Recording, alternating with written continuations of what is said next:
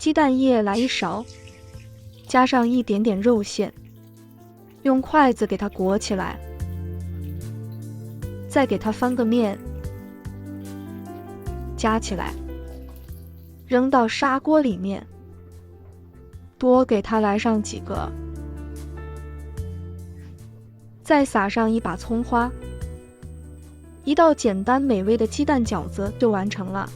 喜欢的朋友来看看我是怎么做的吧。首先准备1小块生姜，用你喜欢的方式给它切成片，尽量切薄一点，再给它切成丝，最后切成小颗粒，这样等会加到肉末里面，口感会更好。切好后的姜末装入小碟中备用。五花肉准备1小块，先给它切成条，再改刀成小块，装入绞肉机中，绞成肉末。再准备1把小葱，切成小葱段，切碎一点，放入肉馅中，姜末也倒进来，加一点点酱油，一起搅拌均匀。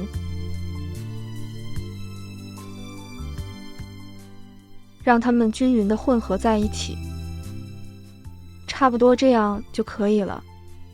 然后根据你的饭量打入几个鸡蛋，我这里肉馅比较多，就用了4个。打好的鸡蛋一起搅拌均匀，搅到这样挑不起来就可以了。准备1个勺子，舀上半勺鸡蛋液，火尽量开小一点，以防烧焦。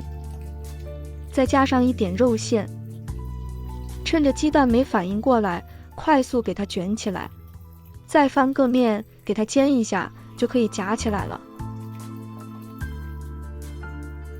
按照同样的方法来做第2个。肉馅多少根据蛋液的形状调整，如果家里有模具的，也可以套着来做，这样做出来的蛋皮就能一样大。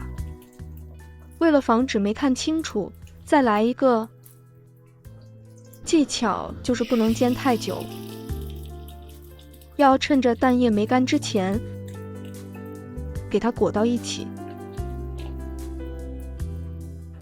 太快了也不行，容易像这样夹不起来。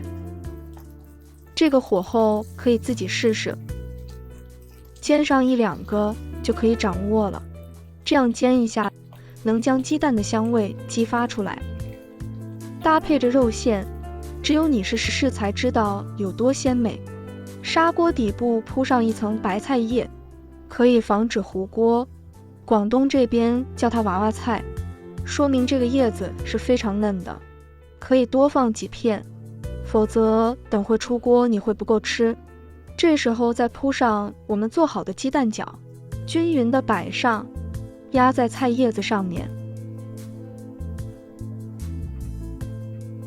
再淋上1碗水，水中要加点盐和酱油，盖上锅盖焖个5分钟左右。时间到，开盖，给它撒上点葱花。一道美味的鸡蛋饺子就做好了，鲜嫩入味，非常下饭。喜欢的朋友赶紧收藏起来试试吧。感谢您的观看，如果你也喜欢我的视频，麻烦点个赞，关注一下吧。我们下期视频再见。